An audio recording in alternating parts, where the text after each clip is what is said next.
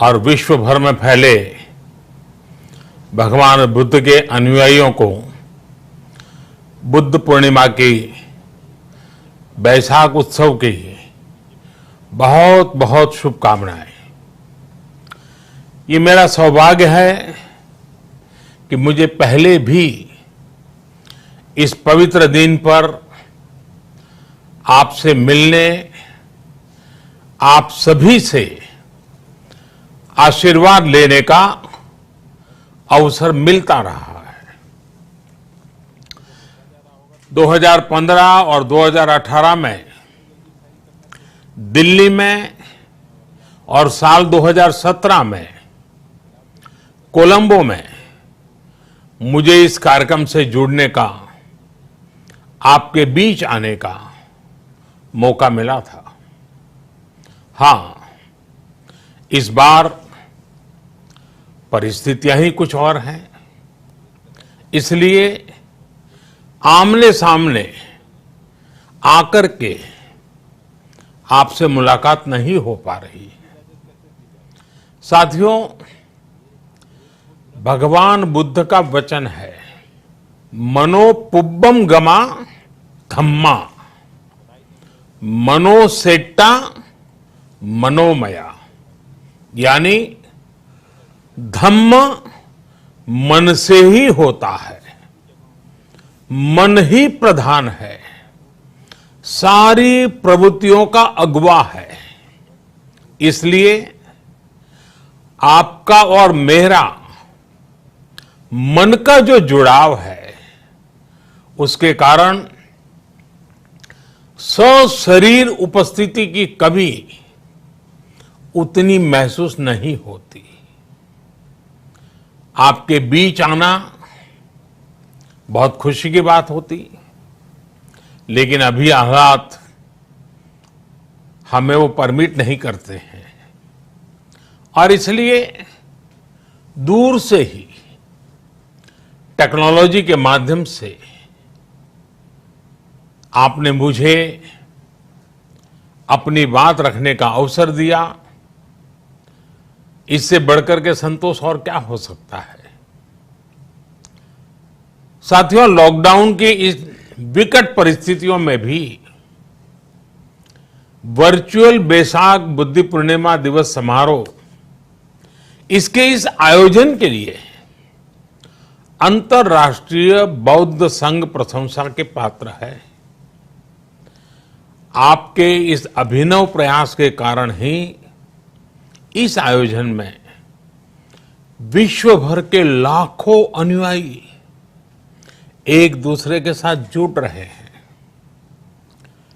लुम्बिनी, बोधगया, सारनाथ और कुशीनगर के अलावा श्रीलंका के श्री अनुराधापुर स्तूप और वासुदेवा मंदिर में हो रहे समारोहों का इस तरह एकीकरण कितनी अद्भुत कल्पना है, कितना सुंदर दृश्य है।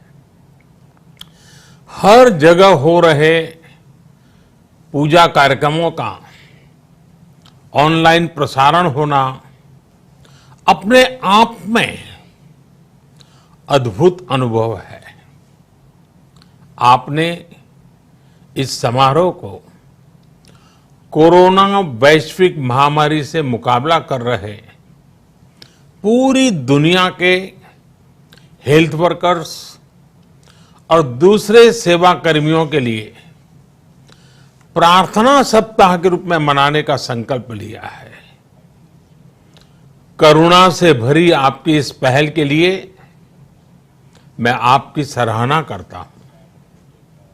मुझे पूरा विश्वास है कि ऐसे ही संगठित प्रयासों से हम मानवता को इस मुश्किल चुनौती से बाहर निकाल पाएंगे, लोगों की परेशानियों को कम कर पाएंगे। साथियों, प्रत्येक जीवन की मुश्किल को दूर करने के संदेश और संकल्प ने भारत की सभ्यता को संस्कृति को हमेशा दिशा दिखाई है। भगवान बुद्ध ने भारत की संस्कृति और इस महान परंपरा को बहुत समृद्ध किया है। वो अपना दीपक स्वयं बने और अपनी जीवन यात्रा में दूसरों के जीवन को भी प्रकाशित करते रहे। और इसलिए बुद्ध किसी एक परिस्थिति तक सीमित नहीं है, किसी एक प्रसंग तक सीमित नहीं है। सिद्धार्थ के जन्म, सिद्धार्थ के गौतम होने से पहले और उसके बाद इतनी शताब्दियों में समय का चक्र अनेक स्थितियों परिस्थितियों को समेटते हुए निरंतर चल रहा है। समय बदला, स्थिति बदली, समाज की व्यवस्थाएं बदली, लेकिन भगवान बुद्ध का संदेश हमारे जीवन में निरंतर प्रवाहमान रहा है। ये सिर्फ इसलिए संभव हो पाया है क्योंकि बुद्ध सिर्फ एक नाम नहीं है, बल्कि एक पवित्र विचार भी है। एक ऐसा विचार जो प्रत्येक मानव के हृदय में धड़कता है, मानवता का मार्गदर्शन करता है। बुद्ध त्याग और तपस्या की सीमा है। बुद्ध सेवा और समर्पण का पर्याय है। बुद्ध मजबूत इच्छा शक्ति से सामाजिक परिवर्तन की पराकाष्ठा है। बुद्ध वो है जो स्वयं को तपाकर, स्वयं को खपाकर, खुद को न्योछावर करके पूरी दुनिया में आनंद फैलाने के लिए समर्पित है। और हम सभी का सौभाग्य देखिए, इस समय हम अपने आसपास ऐसे अनेकों लोगों को देख रहे हैं जो दूसरों की सेवा के लिए, किसी मरीज के इलाज के लिए, किसी गरीब को भोजन कराने के लिए, किसी अस्पताल में सफाई के लिए, किसी सड़क पर कानून व्यवस्था बनाए रखने के लिए चौबीसों घंटे काम कर रहे हैं। भारत में, भारत के बाहर ऐसा प्रत्येक व्यक्ति, विश्व के हर कोने में ऐसा प्रत्येक व्यक्ति अभिनंदन का पात्र है, नमन का पात्र है। साथियों, ऐसे समय में जब दुनिया में उथल पुथल है, कई बार दुख, निराशा, हताशा का भाव बहुत ज्यादा दिखता है, तब भगवान बुद्ध की सीख और भी प्रासंगिक हो जाती है।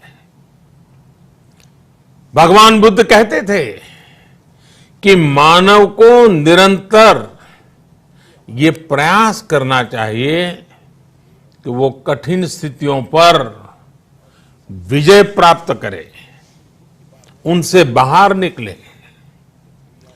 थक कर रुक जाना ये विकल्प नहीं हो सकता। आज हम सब भी एक कठिन परिस्थिति से निकलने के लिए निरंतर जुटे हुए